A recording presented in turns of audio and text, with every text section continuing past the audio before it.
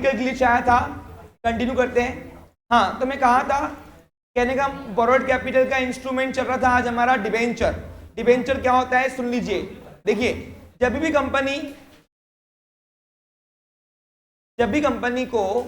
Company को loan चाहिए तो उनके पास छोटे दुकानों जितने ऑप्शन नहीं होते, उनके पास ऑप्शन ज्यादा होते हैं, और उसमें सबसे बड़ा ऑप्शन जो होता है वो होता है डिबेंचर।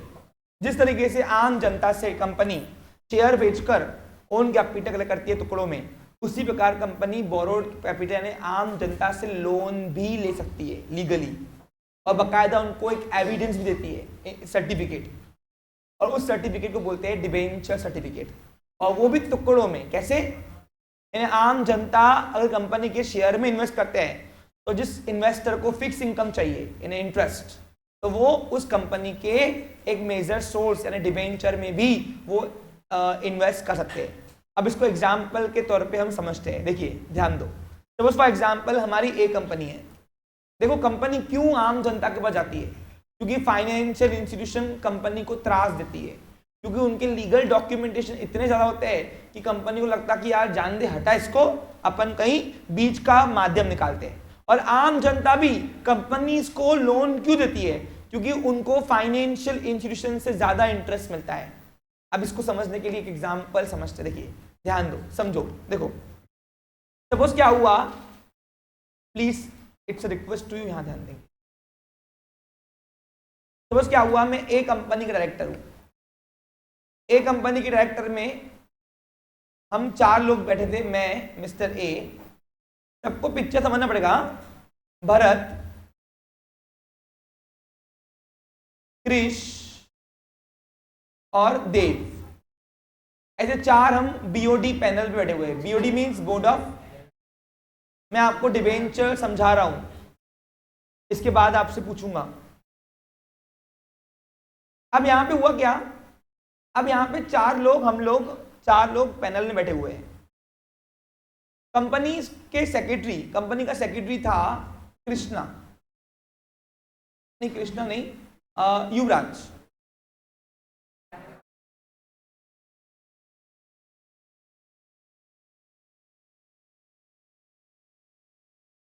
कंपनी के सेक्रेटरी ने देखा कि company required finance, company required capital.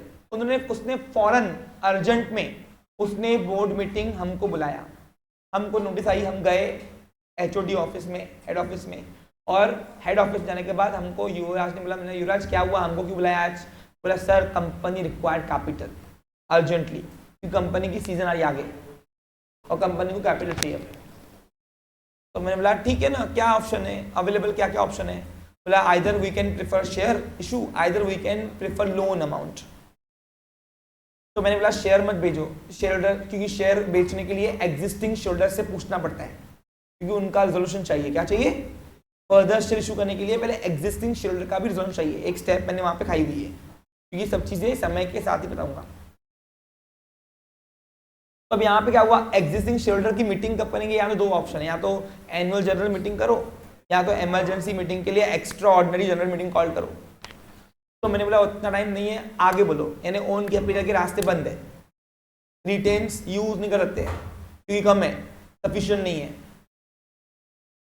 तो अब ओन कैपिटल के दोनों रास्ते बंद है, यानी हमको बोरोड कैपिटल जाना पड़ेगा। तो मैंने उनको बोला एक काम करो, मैं एक्सिस वाले से बात करता हूँ, बैंक वाले से, वो हमको लोन दे देगा। मैंने एक्सिस वाले मैनेजर को फोन लगाया, वहां पे था सपोज हेमंत। बोला बोलो सर आज कैसे याद किया? बोला कंपनी, हमारी कंपनी को 20 लाख रुपए चाहिए, 20 लाख का लोन चाहिए, दे दे क्या? तो बोला कोई बात नहीं सर, अप्लाई कर दो, देखते हैं होता है कि नहीं।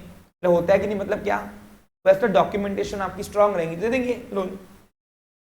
मतलब तो भी कितना है नंगा? बोला सर 2-3 महीने लग जाएंगे। मेरा चढ़ा नहीं है हमारे पास, हमको अर्जेंट चाहिए क्योंकि हमारी अगले महीने ही सीजन है और सीजन में माल भरने के लिए पैसे चाहिए।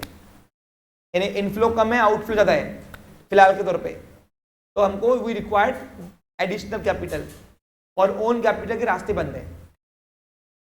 तो अब बोरोड कैपिटल मैंने, अच्छा ठीक है, मतलब चलो ठीक है, दे अगले, बोला ठीक है अगले महीने ट्राई करता मैं फास्ट करने की प्रोसेस, क्योंकि कंपनी के देखो फाइनेंशियल इंस्टीट्यूशन को लोन अप्रूव करने में लीगल प्रोसेस को टाइम लगता है, बराबर कि नहीं? बहुत टाइम कंज्यूमिंग प्रोसेस होती है, मानते हो कि नहीं? आपने कभी बैंक में अगर लोन अप्लाई किया होगा तो आपको मालूम पड़ता है कभी कभी सालों साल लग जाते हैं तभी लोन नहीं मिलता, डिपेंड करता है आपकी डॉक्यूमेंटेशन पे। तो मैंने सेक्रेटरी को बोला कि सेक्रेटरी ऑडिटर रिपोर्ट ला, फटाफट सब रिपोर्ट सबमिट कर उसको दे, लेकिन बोला सर ब्याज लूंगा 24% साल का। क्या है चल रहा 24%। बोला बिजनेस लोन है ना, बिजनेस लोन तो अनसिक्योर्ड लोन, अनसिक्योर्ड में रेट ऑफ इंटरेस्ट ज्यादा होता है, तो भी इतना कुछ कम कर भाई।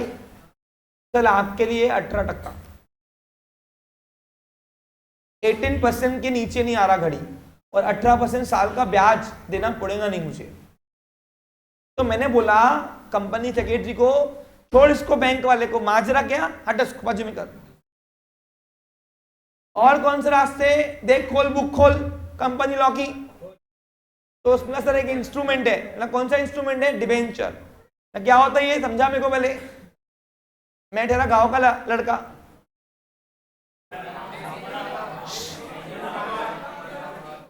ए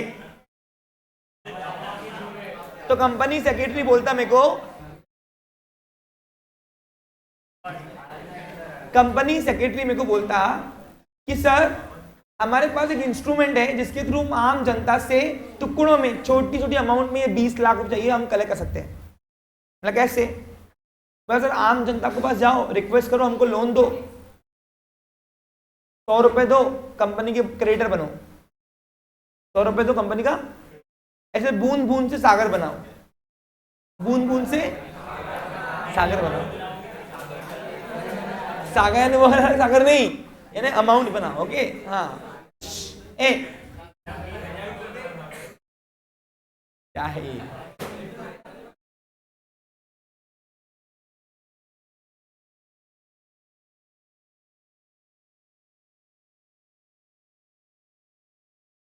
अरे यहां ध्यान दो भाई, वो कब से डिस्कस कर रहे सागर के ऊपर। ओके हाँ,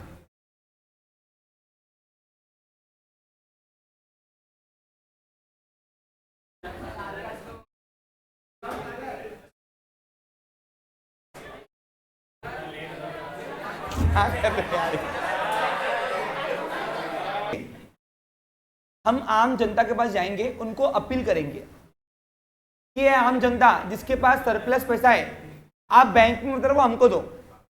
जैसे एग्जांपल, हम जैसे ही मैं बैंक से बाहर गया तो मुझे एक लड़का दिखा, नाम था भावेश, और उस भावेश के पास 2 लाख रुपए थे, वो एफडी करने आया बैंक के पास। देखो मैं आपको रीजन भी बता रहा हूं, रीजन कि क्यों लोग डिबेंचर में इन्वेस्ट करते हैं। उसके पास 2 लाख रुपए पड़े थे, और उसने मेरा घर में पड़े, बात कर रहा था फोन पे कि मम्मी घर में पैसे पड़े, चोरी वोरी हो जाएंगे, इसलिए बैंक में एफडी करने आया। अब देखो बैंक का काम क्या होता है, लो रेट ऑफ इंटरेस्ट पे डिपॉजिट लेना और हाई रेट ऑफ इंटरेस्ट पे लोन ग्रांट करना, 20 की मार्जिन बैंक खाती। तो वो मार्जिन आम जनता से डायरेक्ट लोन लेके चुरा लेते हैं उनकी मार्जिन। कैसे, देखो ध्यान दो। अब मैंने भावेश को बोला, भावेश मैं एक कंपनी डायरेक्टर हूँ। बोला अरे सर आप हो क्या एक कंपनी डायरेक्टर? हाँ। बोला आपकी कंपनी तो बहुत फेमस है। लाओ, खुदा के भगवान के भरोसे फेमस है। हाँ ध्यान दो। अब हुआ यहाँ पे इस तरीके से ए, तो मैंने उसको बोला कि भावेश आप क्या कर रहे हो? मतलब सर ये एफडी करने जा रहा हूँ, अंदर जाइए एफडी करने। अब जैसे ही बैंक मैनेजर के पास गया एफडी करने, तो बैंक वाला उसको 7 या 8% मात्र, 7% से ऊपर एफडी का इंटरेस्ट नहीं मिलता। हाँ, मैक्सिमम 7% है, 7% को इंटरेस्ट मिल रहा है। यानी बैंक का काम क्या है, यही एफडी का पैसा मेरे को 18% दे रही थी। अरे बैंक का काम क्या है, except deposit granting loans and advances, बराबर कि नहीं? तो मैं बैंक के पास गया तो 18% लोन दे रही है, लेकिन जो पैसे रखने आ रहा है उसको बैंक दे रही है ओनली 7% इंटरेस्ट साल का। तो मैंने बोला भावेश कितने मिल रहे? बस 7% ना, इधर बाहर आ, एक डील की बात कर रहा तेरा। तो बोला एक काम कर भावेश, सुन तू हमारी कंपनी पे ट्रस्ट करता क्या? बोला सर आपकी कंपनी बहुत अच्छी है। मैं काम कर 2 लाख रुपए मुझे ब्याज दे दे 12% से। कितना उसको 12% से मेरे को दे दे। बोला सर हलवा है क्या? बैंक यहाँ पे मुझे भले 7% दे रही लेकिन सिक्योरिटी देंगी। क्या देंगी? आपका क्या है, आप तो कभी भी टन गोपाल हो जाओगे, गायब हो गए। तो मैंने बोला देख भाई, कच्चे का काम नहीं कर रहे, पक्के का काम कर रहे हैं। देखो अगर हम 2 लाख रुपए ले रहे तुझसे हम, तो हम बकायदा देखो एक सर्टिफिकेट देंगे, एविडेंस। वो एविडेंस तेरे डेब्ट का सर्टिफिकेट है कि हाँ तू कंपनी कर्जदार होगा, तूने कंपनी, हमारी कंपनी को कर्जा दिया हुआ है। और वो 2 लाख रुपए का जो सर्टिफिकेट बना के उसको मैंने दिया, किसको? भावेश को। भावेश मान गया। क्या हुआ भावेश? इससे क्या हुआ? दोनों का फायदा हुआ। कैसे? उसको 7% से एफडी मिल रहा था, उसको मिल रहा है 12%। मेरे को जो 18% का फटका लग रहा था, घंटा 12% उठ गया है, उसका भी फायदा, मेरा फायदा। तो इस तरीके से आम बीच का रास्ता है आम जनता। कौन है? इसी तरीके से कंपनी कर्जा आम जनता से टुकड़ों में यानी क्या, 100 रुपए, 75 रुपए, एक उसकी भी फेस वैल्यू होती। क्या होती है इसकी भी? एक डिबेंचर की फेस वैल्यू रख के टुकड़ों में वो हम आम जनता से लोन ले सकती है। और उसका रेट ऑफ इंटरेस्ट कितना है, कितने समय के लिए रही है, वो मांगते वक्त यानी इशू करते वक्त, डिबेंचर इशू करते वक्त ही वो आपको बता देती है। और कुछ नहीं डिबेंचर है। अब सर 2 लाख रुपए के डिबेंचर एक तो कोई लेगा क्या? नहीं, हमने फेस वैल्यू 100 रुपए रखी। कितनी रखी? तो अगर भावेश ने 2 लाख रुपए कंपनी को दिए तो 2 लाख के डिबेंचर उसको हम सर्टिफिकेट में लिख के देंगे। हमने एक डिबेंचर की वैल्यू रखी 100 रुपए। कितनी रखी? ये क्या है? उसकी फेस वैल्यू। जिस तरीके शेयर की फेस वैल्यू होती है, उसी प्रकार डिबेंचर की भी फेस वैल्यू होती है। क्या होती है? अब तो छोटी अमाउंट की रखी क्योंकि 2 लाख रुपए कोई भी देने को सोचेगा, लेकिन 100 रुपए कंपनी को कर्जा देने को कोई सोचेगा नहीं। अब सर अगर ज्यादा देनी हो, तो अगर मुझे ज्यादा देना हो तो, अरे एक डिबेंचर 100 का है, तुमको ज्यादा देना है, तुम नंबर ऑफ डिबेंचर बढ़ा दो, जैसे नंबर ऑफ शेयर बढ़ाते हो। लेकिन मिनिमम वैल्यू तो हमको एक तय करनी पड़ेगी ना, तो वो मिनिमम वैल्यू के डिबेंचर को बोलते हैं face value of debenture, and just like share. बस फर्क कुछ भी नहीं है शेयर और डिबेंचर में। Share is a source of own capital and debenture is a source of borrowed capital. अब अगर मैंने 100 रुपए का एक डिबेंचर रखाऊंगा, तो भावेश ने कंपनी को 2 लाख रुपए दिए, तो उसने नंबर ऑफ डिबेंचर, कंपनी ने उसको कितने दिए होंगे बताओ? 100 रुपए का एक डिबेंचर, तो 2000, तो 2000 डिबेंचर्स कितने परसेंट वाले? 12% वाले। यानी देखो ये परसेंटेज रेट जो है ना, वो डिबेंचर के आगे लगाया जाता है। पूछो क्यों? क्योंकि हर बार यही स्लॉट वाले डिबेंचर हम निकालते नहीं है। कंपनी डिमांड और सप्लाई को देख के अर्जेंसी के according company rate of interest तय करती है और वो स्लॉट आपको निकालती है। जब ये बार मुझे पैसों की जरूरत है तो मैं 12% वाले डिबेंचर काट रहा हूँ। 2-3 महीने बाद मुझे पैसों की जरूरत नहीं है, लेकिन तो आन दो पैसे, घर आई लक्ष्मी उड़ाएंगे क्यों, तो मैं 8%, 9% वाला डिबेंचर करूंगा। तो उसका रेट ऑफ इंटरेस्ट एक बार जो तय हो गया, वो उसके आगे चुकाना पड़ता है। समझ में आ रहा है? क्लियर? अब हमेशा रेट ऑफ इंटरेस्ट सेम नहीं होता है, लेकिन एक बार आपको रेट ऑफ इंटरेस्ट मिल गया तो आपके रिडेम्पशन पीरियड तक के आपको उस डिबेंचर के ऊपर उतना ही रेट ऑफ इंटरेस्ट मिलेगा। समझा? अब कंपनी ने 2012% वाले डिबेंचर 100 रुपए की उसकी एक फेस वैल्यू रखी हमने, तो ऐसे कंपनी के 2 लाख रुपए के हो गए डिबेंचर। देखो तो, अरे 2000 × 100 कितना हो रहा? तो 2 लाख रुपए कंपनी के बोरोड कैपिटल डिबेंचर में, इंस्ट्रूमेंट में भावेश ने इन्वेस्ट किए। और ये क्या है? It's a source of borrowed capital. अब ये कब वापस करेंगे? तो उसी वक्त जब डिबेंचर ऑफर किए जाते हैं आम जनता को, उसी वक्त ही वो बताया जाता है कि 3 साल बाद, 2 साल बाद, 5 साल बाद, लेकिन लॉन्ग टर्म है। क्या है ये? यानी कम से कम 1 साल से ऊपर चाहिए, शॉर्ट टर्म के लिए नहीं है, लॉन्ग टर्म के लिए। क्या है ये? हाँ, कम से कम 1 साल के ऊपर, यानी 10-10 साल, 15-15 साल ये लोन चलता है। और तब तक की कंपनी तुमको हर साल इंटरेस्ट देती है। अब इंटरेस्ट कैसे देती है? 2 ऑप्शन है, यहाँ तो एक एट ए मैच्योरिटी रेट, यहाँ तो ईयरली, यहाँ तो रेगुलर इंटरवल। और वो कौन से मोड से पेमेंट करेगी, कौन से टाइप का इंटरेस्ट देगी, कैसे इंटरेस्ट देगी, वो सब तुमको ऑफर करते वक्त ही निकालती है। जिस तरीके से शेयर के पहले प्रोस्पेक्टर इनवाइट करने के लिए निकाला जाता है, वैसे ही कंपनी जब डिबेंचर ऑफर करती है तो इसके लिए भी पहले प्रोस्पेक्टर निकालती है इनवाइट करने के लिए। और जब कंपनी डिबेंचर के लिए प्रॉस्पेक्ट निकाल रही है तो इसका मतलब है कंपनी बोरोड कैपिटल चाह रही है, और बोरोड कैपिटल परमानेंट नहीं होता है। तो सर ये छोटी अमाउंट की रखी, अरे छोटी अमाउंट लोन देने में कोई अखड़ाएगा नहीं, बड़ी अमाउंट रखूंगा तो वो लोन देने का कहेगा। अब जिसको ज्यादा अमाउंट देनी है वो नंबर ऑफ उतने डिबेंचर अप्लाई करेंगे।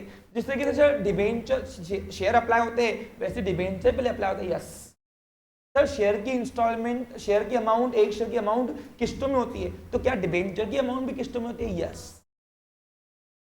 नाम क्या है इंस्टॉलमेंट का? सेम जो आपने शेयर की पढ़ी। शेयर एप्लीकेशन मनी, यहाँ डिबेंचर एप्लीकेशन मनी आएगा, डिबेंचर अलॉटमेंट मनी आएगा, डिबेंचर फर्स्ट कॉल मनी आएगा और डिबेंचर फाइनल कॉल मनी आएगा। जो हमने शेयर की इंस्टॉलमेंट पढ़ी वही पढ़ी। सर फिर इतना लंबा कैसे आता है? जनरली 2 ही इंस्टॉलमेंट रहती है, एप्लीकेशन अलॉटमेंट, बस 2 इंस्टॉलमेंट से हटाया जाता है। जो क्यों? लोन अमाउंट है ना, जल्दी आएंगे पैसे तो यूज होंगे तो धंधा कर पाएंगे, धंधा कर पाएंगे तभी तो उनको ब्याज दे पाएंगे भैया।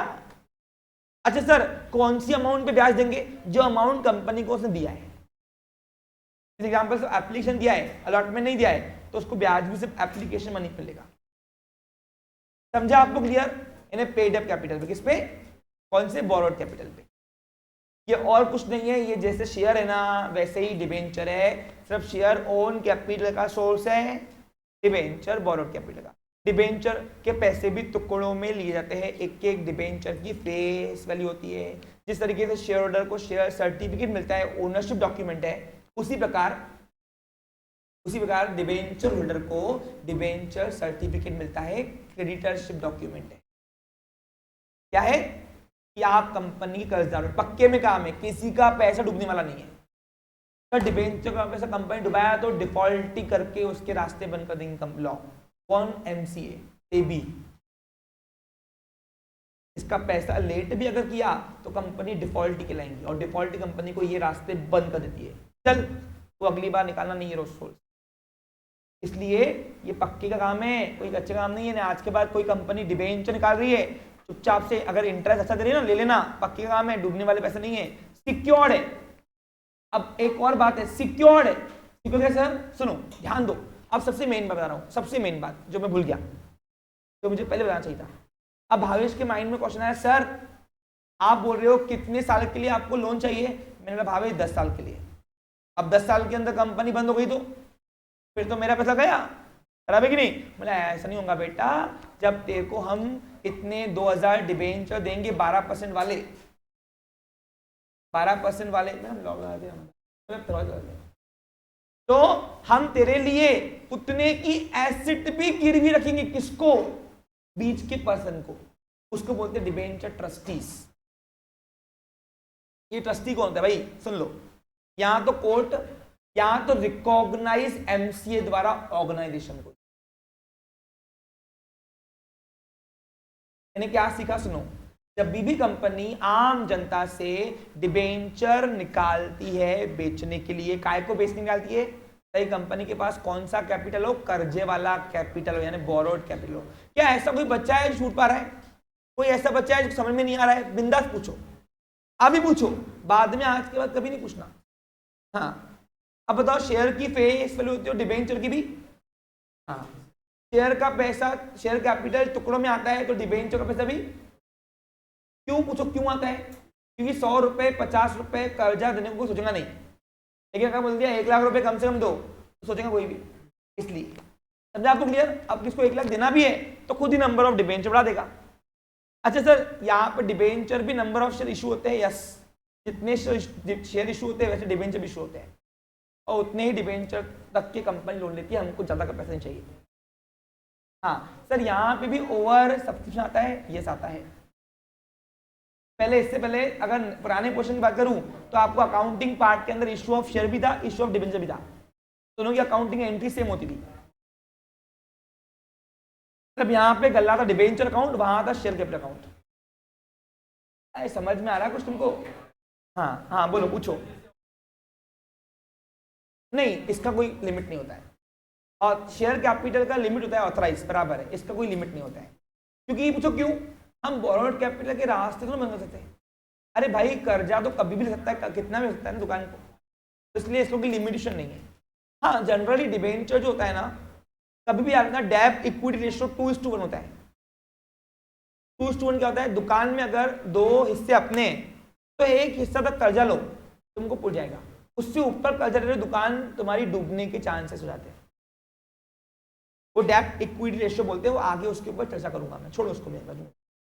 हाँ, लेकिन कोई कंपनी लॉ ने डिबेंचर्स या बोरोड कैपिटल के ऊपर कोई बाउंडेशन नहीं रखा। हाँ, एक और बात सुन लीजिए, मैं अभी सिक्योर्ड की बात कर रहा था ना, सुनिए।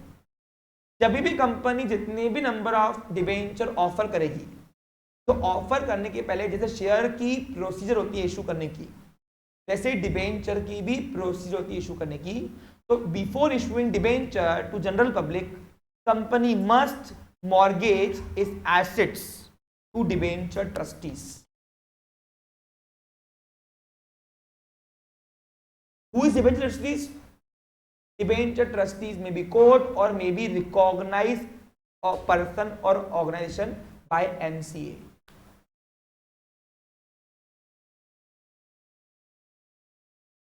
समझा? यानी क्या सीखा? अगर मेरी एक कंपनी 20 लाख रुपए के पब्लिक को डिबेंचर इशू कर रही है, तो उसके पहले 20 लाख की एसेट कंपनी गिरवी रखेंगी 2 तरीके से, fix charge and floating charge.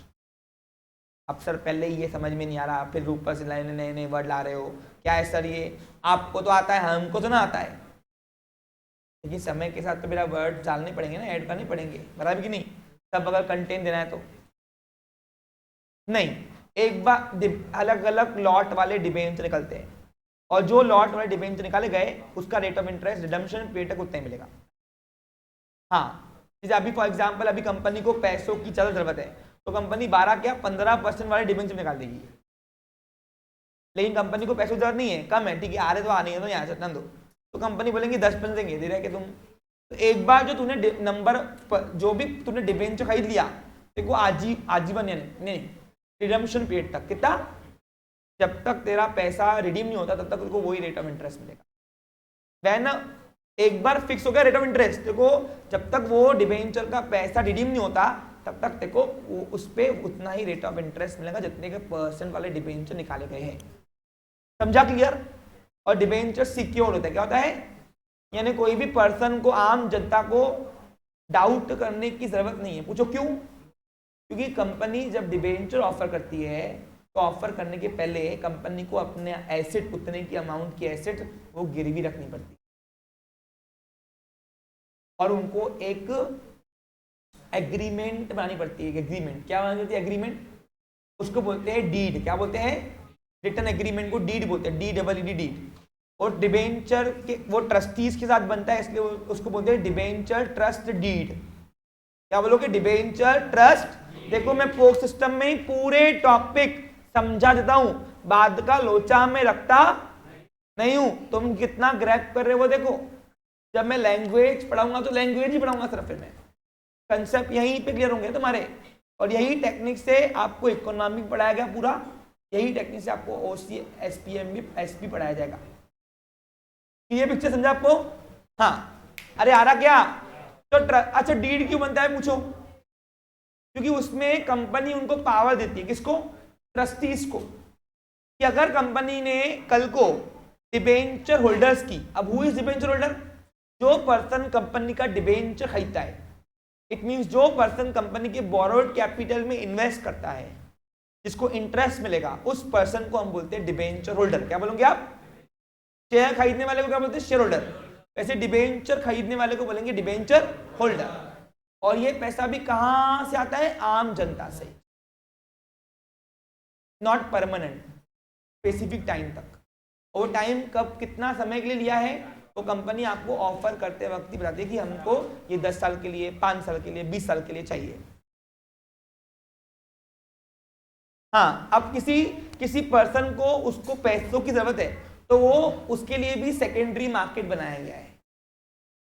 यानी जिस तरीके से शेयर आपका सेकेंडरी मार्केट में बिकता है और इन्वेस्टमेंट निकाल लेते हो अपनी, उसी प्रकार अगर किसी पर्सन को डिबेंचर से पैसे निकालना है पहले, रिडम्पशन डेट के पहले, तो वो सेकेंडरी मार्केट में डिबेंचर बेच के निकल सकता है। पूछो क्यों? यानी वहां पे भी खरीदने वाले बेचना रहते हैं। पूछो क्यों? किसको भी फिक्स इनकम क्यों चाहिए? अरे भाई ये फिक्स इनकम दे रही ना हर महीने, हर साल, तो कोई भी रंगा टीके ले दो। और कंपनी ऐसे डिबेंचर निकालती तो है नहीं, जब उनको पैसों की जरूरत पड़ेगी तभी निकालेंगे ना। तो वेल एस्टेब्लिश कंपनी के डिबेंचर भी लोग खरीदने को रेडी होते हैं। समझा क्या? पक्का? हाँ सुनो, हाँ मैं अभी डिबेंचर ट्रस्ट डीड की बात कर रहा था, सुनो इधर आ।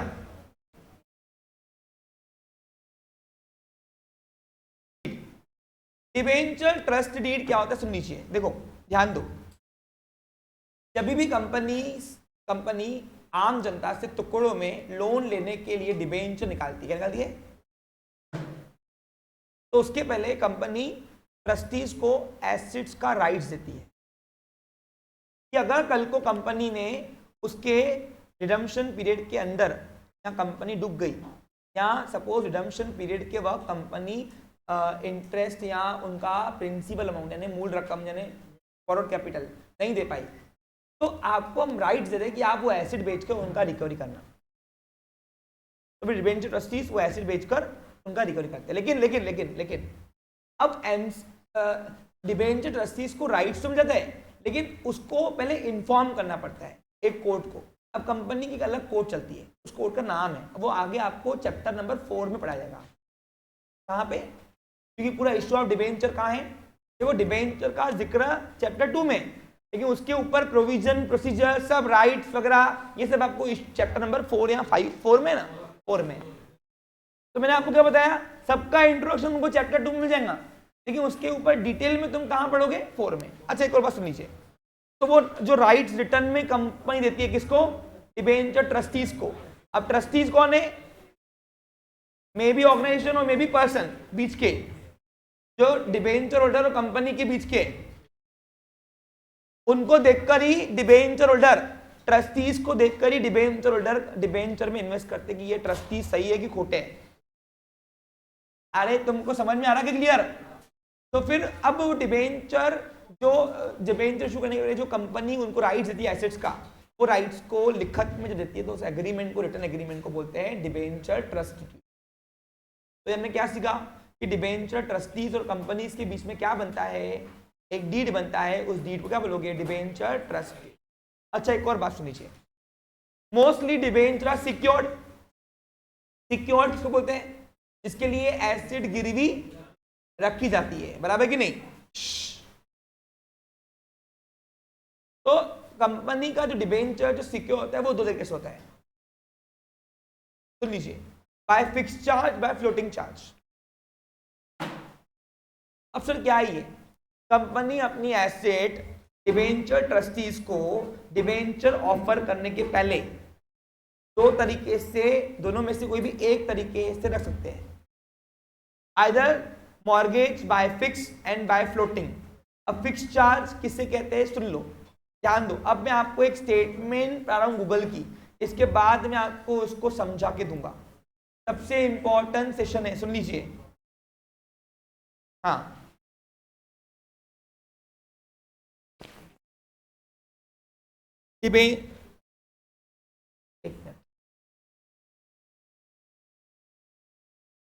fixed charge and floating charge of debentures.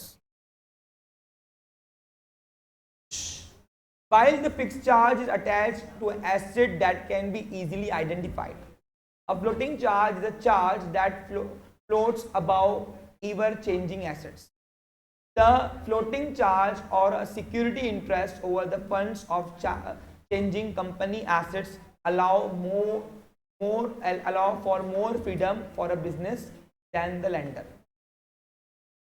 अब ये आपके लिए होमवर्क दे रहा हूं मैं आज आपको फिक्स चार्ज और फ्लोटिंग चार्ज का मतलब ढूंढ के आना है, कल इसके ऊपर डिस्कशन होगा।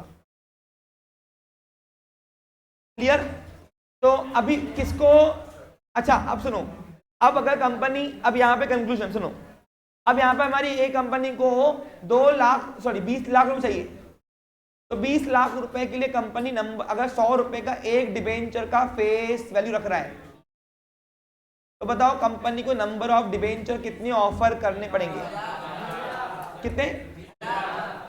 तो जब कंपनी अपने 20,000 कितना परसेंट वाला पता नहीं, कितना भी रहा परसेंट वाला डिबेंचर ये क्या है, डिबेंचर का इंटरेस्ट रेट है, हाँ, जो आगे लगाना पड़ता है। और हर बार कंपनी सेम परसेंट वाले डिबेंचर निकालती नहीं है, लेकिन एक बार जो परसेंटेज वाले आ गए वो आपका फिक्स होता है। तो 20,000 जितने भी, सपोज यहाँ पे चलो 12% पकड़ते हैं, तो 12% वाले डिबेंचर्स 100 रुपए के हिसाब से निकालेगी एक डिबेंचर की वैल्यू। तो कंपनी के पास कुल मिलाकर कितना बोरोड कैपिटल जमा होगा। अब सर एक डिबेंचर होल्डर क्या एक ही परसेंटेज वाला डिबेंचर खरीद सकता है? ऐसा कंपल्सरी नहीं है। अभी सपोज फॉर एग्जांपल, अभी सपोज जून 2023 में कंपनी ने 12% वाले डिबेंचर निकाले। अब भावेश ने इसमें से 20,000 में से 2,000 डिबेंचर खरीद लिए। अब भावेश के पास पैसा बम है एकदम, है कि नहीं? अब क्या हुआ, 2 महीने बाद रख के जुलाई अगस्त में सितंबर में सपोज कंपनी ने फिर से 10,000 डिबेंचर 9% वाले डिबेंचर निकाले, 100 रुपए वाले, और भावेश ने इसमें से सपोज 500 डिबेंचर खरीदे। तो क्या डिबेंचर वो खरीद सकता? क्या यस, खरीद सकता। वो वापस वो अप्लाई करेंगे, फिर से हम दे देंगे। हमको पैसे मतलब है, वो भावेश डबल खरीदे या ट्रिपल खरीदे, हमको मतलब नहीं है। हाँ, इसका मैच्योरिटी डेट अलग होगा, इसका मैच्योरिटी डेट अलग होगा।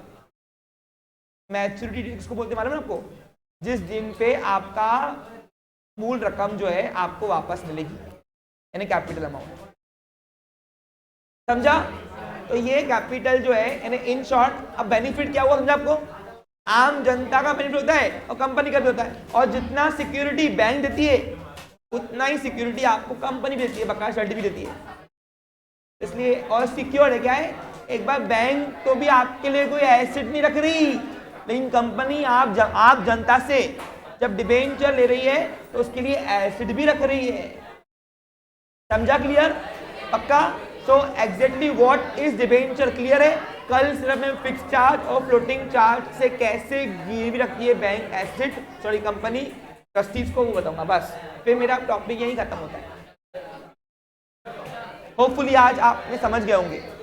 हाँ, लाइव बात होती है। Have a nice day, take care. जानने की तो ऐसे रहती घाई।